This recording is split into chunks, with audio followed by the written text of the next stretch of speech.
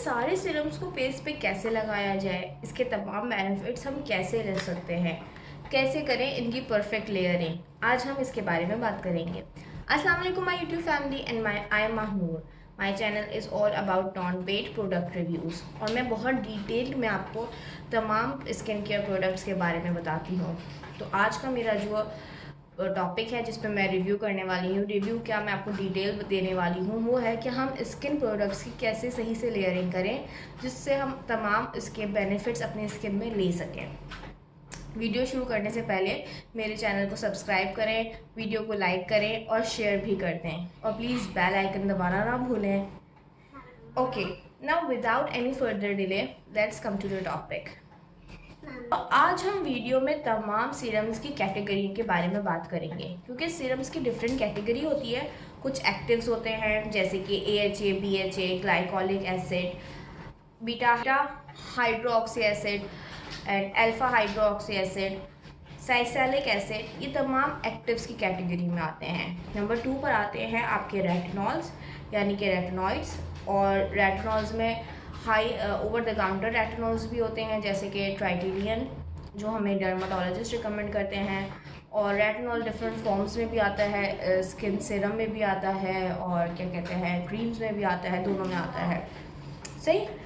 अब number 3 category में आते हैं एंटीऑक्सीडेंट्स, विटामिन C, नियासिनामाइड, ये सब जो है ना कैटेगरी 3 में आते हैं। और कैटेगरी 4 में आती हैं पेप्टाइड्स आपके, ठीक है, कॉपर पेप्टाइड और नॉर्मल जो भी पेप्टाइड्स होते हैं वो। और हर कोई अपनी स्किन के हिसाब से ही स्किन केयर करता है। तो कुछ लोग एक्टिव यूज़ करते हैं, कुछ लोग जो है पेप्टाइड्स यूज़ करते हैं, कुछ लोग कॉम्बिनेशन यूज़ करते हैं, लेकिन फिर भी कन्फ्यूजन बहुत रहती है कि किस सीरम को किसके साथ लेयर करें और किस सीरम को किसके साथ लेयर ना करें। तो आज हम इस तमाम कन्फ्यूजन को भी दूर कर देंगे। So what is antioxidant and how to layer it. Antioxidants basically आपकी स्किन को प्रोटेक्ट करते हैं पॉल्यूशन से, हीट से, सनबर्न से, ठीक है। और ये आपकी स्किन को रिपेयर करते हैं, आपकी स्किन को ब्राइट करते हैं, आपकी स्किन के डार्क स्पॉट्स को फेड करते हैं। सही। और ये 4 पॉपुलर एंटीऑक्सीडेंट्स हैं जो बड़ी कंपनी के हैं और जो यूज़ किए जाते हैं। सबसे पहले है मेरे पास जो विटामिन C में है वो है ऑर्डिनरी का, ठीक है, जो मोस्ट पॉपुलर है वो ऑर्डिनरी का विटामिन C है। उसके बाद है नियासिनामाइड, उसके बाद है UK 134 और रिजाविट्रॉल बाय ऑर्डिनरी। ये तमाम चीज़ें आती हैं हमारे एंटीऑक्सीडेंट में और ये पॉपुलर ब्रांड्स हैं जिनके एंटीऑक्सीडेंट्स काफ़ी अच्छे हैं। तो हम इन चारों में से कोई भी एक यूज़ कर सकते हैं, चारों यूज़ नहीं करने हैं, ठीक है। और इनको मॉर्निंग रूटीन में कैसे लेयर अप किया जाता है, तो सबसे पहले हम बात करते हैं विटामिन C की। तो how to layer vitamin C। It's a most popular antioxidant और विटामिन C के बारे में है कि बहुत से लोगों को विटामिन C सूट नहीं करता है, बहुत से लोगों की स्किन पे इसने बहुत अच्छा काम भी किया है। It's a very good source of antioxidant और ये आपकी स्किन को बहुत फेयर और ब्राइट करता है, ठीक है। So let's talk about it कि हम इसको मॉर्निंग रूटीन में लेयर अप कैसे कर सकते हैं। तो सबसे सिंपल तरीका है विटामिन C को अप्लाई करने का कि आपने फेस को क्लेंस किया, विटामिन C लगाया, मॉइस्चराइज़र लगाया, सनस्क्रीन लगाई, दैट्स इट। लेकिन अगर आपकी स्किन मेरी तरह थोड़ी सी ज़्यादा ड्राई है तो आप क्या कर सकते हैं, आपने फेस को क्लेंस किया, आपने विटामिन C लगाया, आपने मॉइस्चराइज़र लगाया और आपने सनस्क्रीन भी लगा ली साथ में, बट क्योंकि स्किन ड्राई है so you can use hyaluronic acid, ठीक है। हाइलुरोनिक एसिड क्योंकि ह्यूमिक्टेंट है और सोर्स ऑफ हाइड्रेशन है, तो आपने सबसे पहले फेस को क्लेंस करना है, हाइलुरोनिक एसिड लगाना है, डैम्प स्किन पे हाइलुरोनिक एसिड लगेगा और आपको वेट करना है आपकी स्किन ड्राई हो जाए, तो फिर आपने विटामिन C अप्लाई करना है। और हाइलुरोनिक एसिड हमेशा डैम्प स्किन पे लगाया जाता है, इस बात को हमेशा याद रखिएगा, ठीक है। जब हाइलुरोनिक एसिड लगा लिया देन आपने अपना विटामिन C लगाना है, उसके बाद आप अपना सनस्क्रीन लगाएं। अच्छा, अगर तो आपकी स्किन ऑयली है so you can avoid moisturiser, आप मॉइस्चराइज़र अवॉइड कर सकते हैं। लेकिन अगर आपकी स्किन बहुत ज़्यादा ड्राई है तो आप मॉइस्चराइज़र भी लगा सकते हैं, कोई भी मॉइस्चराइज़र ले लें। लेकिन वैसे तो आपने हाइलुरोनिक एसिड लगा लिया है तो आपको इतनी नीड नहीं होगी, बट फिर भी इफ़ सुपर ड्राई स्किन है then you can go for any kind of moisturiser. Currently तो मैं म्यूसिन यूज़ कर रही हूँ, म्यूसिन का स्नेल एसेंस, और इसकी भी मैंने डिटेल्ड वीडियो दी हुई है, आप जाकर इसका भी डिटेल में रिव्यू दे सकते हैं। मैंने बहुत से इन्फ्लुएंसर्स देखे हैं, मैंने बहुत से यूट्यूब चैनल्स पे देखा है, लेकिन कोई भी डिटेल में, इतनी डिटेल में पूरे यूट्यूब पे कोई बात नहीं करता है। सब लोग 5-5, 10-10 मिनट की वीडियोस बना के चले जाते हैं, बट मेरे चैनल पे आपको तमाम चीज़ों की डिटेल्ड में रिव्यूज़ मिलेंगे। अच्छा, बैक टू द टॉपिक। तो हमने फिर लगा लेना है अपना moisturiser, sunscreen and that's it. Okay, बहुत से डर्माटोलॉजिस्ट और बहुत से इन्फ्लुएंसर्स को मैंने देखा है जो कहते हैं कि पहले आपने फेस को क्लेंस कर लेना है, उसके बाद आपने जो है ना विटामिन सी लगाना है, फिर फेस को डैम्प करना है and then go for hyaluronic acid. लेकिन मैंने बहुत रिसर्च करी है, और ये मैं नहीं कहती, ये साइंस कहता है कि जब आप विटामिन सी को वाटर के साथ इन्वॉल्व कर लेते हैं तो विटामिन सी की एफिशिएंसी कम हो जाती है। तो इसलिए मेरी पर्सनल रिकमेंडेशन साइंस के बेस पर, रिसर्च के बेस पर वो यही है कि आपने पहले हाइलुरोनिक एसिड लगाना है डैम्प स्किन पर, वेट करना है स्किन को ड्राई होने का, फिर आपने विटामिन सी सीरम यूज़ करना है, then go for a moisturiser if you need it. और अगर मॉइस्चराइज़र की ज़रूरत नहीं है then skip the moisturiser, use your sunscreen and that's it. ये आपकी मॉर्निंग रूटीन हो गई। और अगर आप स्नेल म्यूसिन यूज़ कर रहे हैं, if you are using this then don't use this. अगर आप स्नेल म्यूसिन यूज़ कर रहे हैं तो स्नेल म्यूसिन में ऑलरेडी काफ़ी हाइड्रेशन है, आप हाइलुरोनिक एसिड को स्किप कर देंगे। No need to use hyaluronic acid, ठीक है। आपने हाइलुरोनिक एसिड को स्किप करके स्नेल म्यूसिन यूज़ कर लिया। चाहे आप एसेंस में यूज़ कर रहे हैं, एसेंस में यूज़ करें तो ज़्यादा बेहतर है, मॉइस्चराइज़र पहले नहीं लगाएं, ठीक है। तो अगर आप essence, snail mucin essence use कर रहे हैं then avoid hyaluronic acid, okay. Okay, now layering vitamin C and alpha arbutin. अगर आपको मेलास्मा है या हाइपर पिगमेंटेशन है, डार्क स्पॉट्स बहुत ज़्यादा हैं, ओपन पोर्स हैं, ये सारे मसले हैं, then always use vitamin C with alpha arbutin. Okay, now talk about how to layer these. तो इसकी लेयरिंग ऑर्डर किस तरह से होगा? पहले आपने विटामिन सी लगाना है, फिर अल्फा आर्बिटिन, फिर सनस्क्रीन, और अगर स्किन ड्राई है तो फिर आपने वही मॉइस्चराइज़र लगाना है। स्किन ऑयली है तो आप अवॉइड कर सकते हैं, ठीक है। क्योंकि मैंने बहुत सारे लोगों को ये भी देखा है कि वो नियासिनामाइड, मैंने बहुत से लोगों को देखा है कि वो क्या करते हैं, वो विटामिन सी और नियासिनामाइड को मिक्स कर देते हैं, जो कि बिल्कुल भी रिकमेंडेड नहीं है। आप विटामिन सी के साथ अल्फा आर्बिटिन सीरम यूज़ कर सकते हैं, ठीक है, चाहे वो आप ऑर्डिनरी का ले लें या किसी भी और जो है ना कंपनी का ले लें, लेकिन आप विटामिन सी के साथ नियासिनामाइड मिक्स ना ही करें तो अच्छा है। मैं ऐसा क्यों बोल रही हूँ, इससे क्या होता है, केमिकल रिएक्शन हो जाता है, आपकी स्किन पे दाने निकल आएंगे, आपकी स्किन पे रैश हो सकता है, और दोनों को अलग अलग लगाएं वो ज़्यादा बेहतर है। कोई भी सीरम को मिक्स करके लगाएंगी तो उसकी इतनी जो है ना बेनिफिट्स वो आपकी स्किन को देगा नहीं। तो इसलिए बेहतर यही है कि आप विटामिन सी के साथ नियासिनामाइड इंक्लूड ना करें। Now let's talk about antioxidant number 2 which is niacinamide and how to layer it. Okay, niacinamide उनके लिए बहुत ज़्यादा रिकमेंडेड है जिनको विटामिन सी बिल्कुल भी सूट नहीं करता। मुझे क्योंकि नियासिनामाइड सूट नहीं करता तो मैं विटामिन सी यूज़ करती हूँ, और मेरी स्किन पे विटामिन सी ने बहुत ज़्यादा काम किया है और मेरी स्किन बहुत अच्छी बेहतर करी है विटामिन सी ने हमेशा। लेकिन जिनको विटामिन सी सूट नहीं करता है, बहुत सी ऐसी बहनें हैं जिनको विटामिन सी बिल्कुल सूट नहीं करता है, उनके फेस पे पिंपल्स निकल आते हैं, इरिटेशन हो जाती है, कुछ ना कुछ मसला हो जाता है, तो उन लोगों के लिए विटामिन सी की जो रिप्लेसमेंट है वो है नियासिनामाइड सीरम, ठीक है। इसका भी कंप्लीट रिव्यू है, आप चैनल पे जाके देख सकते हैं। ओके, तो मैंने क्या बताया आप लोगों को, जो लोग विटामिन सी यूज़ नहीं करेंगे वो नियासिनामाइड यूज़ करेंगे। तो इसको भी हम मॉर्निंग रूटीन में भी यूज़ कर सकते हैं और नाइट रूटीन में भी यूज़ कर सकते हैं, सही।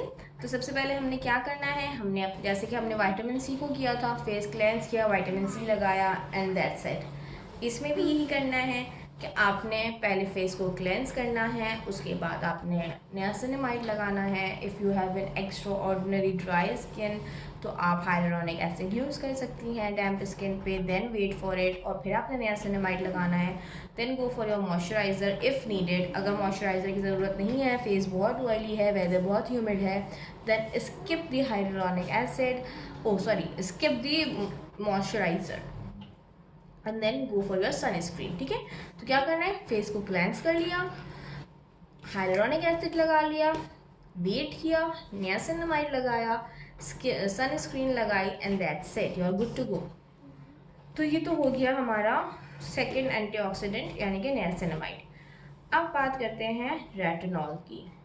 ठीक है, so where is my retinol, here is my retinol and I have 3 different forms of retinol over here। ठीक है जी, तो रेटिनॉल को कैसे यूज़ करना है इस पर भी मैंने डिटेल्ड में बहुत लंबी रेटिनॉल की वीडियो बनाई हुई है, जिसमें मैंने बहुत अच्छे से रिव्यू किया है डिफरेंट टाइप्स ऑफ रेटिनॉल को और रेटिनॉल काम किस तरह से करता है। फिर भी मैं आपको यहाँ बेसिकली थोड़ा सा इंट्रोडक्शन दे देती हूँ रेटिनॉल का। So retinol is a form of vitamin A. It बहुत ज़्यादा पावरफुल है।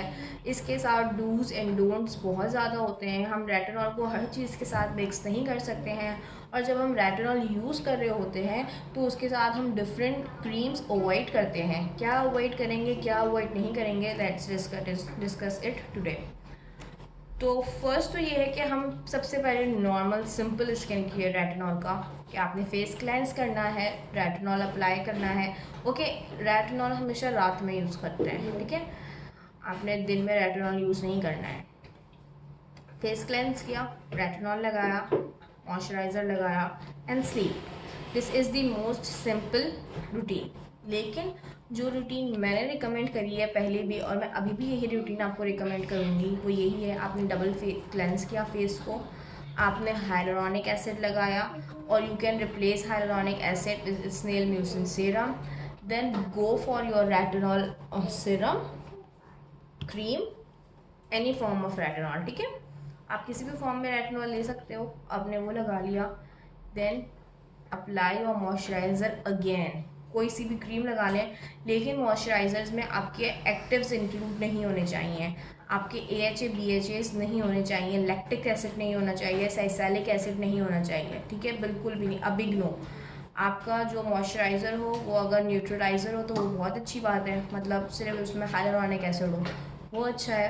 You can go for snail mucin, this is the best moisturiser ever. आप ये यूज़ कर सकते हो, आप सेरामाइड्स यूज़ कर सकते हैं, लेकिन आप एक्टिव्स रेटिनॉल के साथ यूज़ नहीं कर सकते हैं। ठीक है, तो आपने फिर अपना नॉर्मल मॉइस्चराइज़र लगाया के बाद आप सो गए। ओके, रेटिनॉल के साथ क्या बहुत से लोग ये पूछते हैं कि क्या हम नियासिनामाइड यूज़ कर सकते हैं, तो जी बिल्कुल, आप रेटिनॉल के साथ हाइलुरोनिक एसिड यूज़ कर सकते हैं, आप रेटिनॉल के साथ नियासिनामाइड भी बहुत आसानी से यूज़ कर सकते हैं। तो अगर तो आप नियासिनामाइड यूज़ कर रहे हैं तो पहले क्या लगेगा, पहले नियासिनामाइड और पहले retinol. So I prefer you कि आप पहले फेस क्लेंस करें, आपने थोड़ा सा अपना डैम्प स्किन पे नियासिनामाइड यूज़ करना है, देन उसके बाद आपने रेटिनॉल लगाना है, then go for your moisturiser and then sleep. लेकिन never ever use retinol with any actives. ठीक है, ओके, एक्टिव्स में लोग क्या करते हैं ना, कि मैंने देखा है कि सैलिसिलिक एसिड के साथ रेटिनॉल यूज़ कर लेते हैं। तो कभी भी सैलिसिलिक एसिड के साथ आपने रेटिनॉल यूज़ नहीं करना है, बहुत बुरा स्किन पे रिएक्शन हो जाता है, फेस पे दाने निकल आते हैं, और फिर उनको सही करने के लिए बहुत टाइम लग जाता है, और फेस ख़राब भी बहुत हो जाता है। क्योंकि रेटिनॉल को आप पेप्टाइड के साथ यूज़ कर सकते हैं। ठीक है, अब बात कर लेते हैं कैटेगरी नंबर 4 की, तो how to layer copper peptide. This is the best peptide ever, the buffet from the ordinary, and ये एक ऐसा सीरम है जो अपने आप में एक इकलौता सीरम है। इसको किसी के साथ भी यूज़ करने की बिल्कुल ज़रूरत नहीं है, इसको अकेले ही लेयरिंग करनी होती है। बस आपने फेस को क्लेंस करना है, इसको लगाना है and sleep, that's it. Copper peptide में आपको रेटिनॉल भी यूज़ नहीं करना है। This is the magical serum for the age group above 35। ठीक है, इस पर मैं कंप्लीट रिव्यू बहुत जल्द आपको देने वाली हूँ। लेकिन ये है magic in a bottle, peptides are my most favourites, और ये सबसे अच्छा बेस्ट पेप्टाइड है वो ऑर्डिनरी का द बफे है। ओके, पेप्टाइड्स के साथ भी AHA, BHA and vitamin C की लेयरिंग नहीं कर सकते हैं आप। रेटिनॉल के साथ भी विटामिन सी की लेयरिंग नहीं कर सकते हैं, मैं बताना आपको भूल गई थी। ठीक है, और पेप्टाइड्स के साथ भी बिल्कुल नहीं, और बफेट के साथ तो कुछ भी नहीं। ये एक ऐसा वाहिद सीरम है जो इकलौता ही है और अकेला ही रहेगा। एक ऐसा सीरम है जो अपने आप में ही काफ़ी है, इसके लिए आपको कुछ और लगाने की ज़रूरत नहीं है। Okay, now let's talk about the AHAs and BHAs. Where is my peeling solution? Here it is. Okay, and this one also. इसको पीछे करते हैं, इसको अब सामने। ठीक है, तो मेरे पास जो है AHA BHA में I have the peeling solution, I have the glycolic acid. मैं सिर्फ ग्लाइकोलिक एसिड ही यूज़ करती हूँ अपने फेस को एक्सफोलिएट करने के लिए। AHA BHA भी मैंने कंप्लीट रिव्यू दिया हुआ है। This is the peeling solution, do not use it at home. आप डर्मा के रिकमेंडेशन में यूज़ करें, उनकी कंसल्टेशन में यूज़ करें, इसको घर पे यूज़ करने वाली चीज़ ये नहीं है। ठीक है, ये आप यूज़ कर सकते हैं ग्लाइकोलिक एसिड टोनर। और AHA BHA ज़्यादातर टोनर के फॉर्म में ही होते हैं। ये आपको वीक में 2 दफ़ा यूज़ करने होते हैं, या बहुत कर लिया तो 3 दफ़ा कर लिया। ठीक है, it's alpha hydroxy acid and beta hydroxy acid. Okay, तो ये आते हैं 2 फॉर्म्स में। एक होता है टोनर की फॉर्म में, जो कि मेरे पास है ग्लाइकोलिक एसिड के फॉर्म में, और बाकी ये सीरम के फॉर्म में होते हैं, जैसे कि साइसालिक एसिड हो गया, लैक्टिक एसिड हो गया, ये हमें सीरम के फॉर्म्स में भी मिलते हैं। और इनको हम बात कर लेते हैं कि इनको यूज़ कैसे करना है। तो सबसे पहले की बात यह है कि आप एक्सफोलिएंट्स पूरे वीक में 2 से 3 दफ़ा करें, उससे ज़्यादा नहीं करें। ठीक है, क्योंकि आपने एक्सफोलिएट करना है, स्किन को साफ़ करना है। रोज़ इतना ज़्यादा हम एक्सफोलिएट करेंगे तो स्किन इरिटेट होगी और ड्राई हो जाएगी। ठीक है, अब इसकी ऑर्डर ऑफ लेयरिंग क्या है? Salicylic acid, NaBHA toner. ठीक है, लगाना है पहले फेस पे, उसके बाद फेस को क्लेंस करना है। उसके बाद फिर आपने नियासिनामाइड या जो भी आपकी रूटीन है आप वो फॉलो कर सकते हैं, लेकिन इसके साथ रेटिनॉल यूज़ नहीं करेंगे। ठीक है, रात में भी आपने रेटिनॉल अवॉइड करना है। जब आप एक्सफोलिएंट्स यूज़ कर रहे हैं तो आपने रेटिनॉल यूज़ नहीं करना है, और डे में भी रेटिनॉल तो डे में हम यूज़ कर ही नहीं सकते हैं। और डे की भी मैं आपको लेयरिंग बताती हूँ।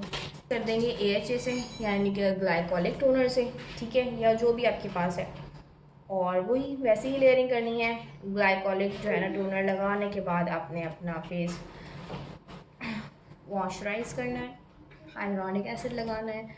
उसके बाद जो भी आप अपनी रूटीन फॉलो करते हैं आप वो करेंगे, and then you are good to go. That's it. ये थी 4 कैटेगरीज सीरम्स की, और मैंने आपको डिटेल में इनके यूज़ करने का सारा तरीका भी बता दिया है। उम्मीद करती हूँ कि मेरी आज की डिटेल वीडियो आपको अच्छी लगी होगी। अगर वीडियो पसंद आए तो चैनल को प्लीज़ सब्सक्राइब कर दें। मिलेंगे आपसे अगली वीडियो में किसी और अच्छी सी डिटेल्ड प्रोडक्ट रिव्यू के साथ। तब तक के लिए अपना बहुत सारा ख्याल रखें। अल्लाह हाफिज़।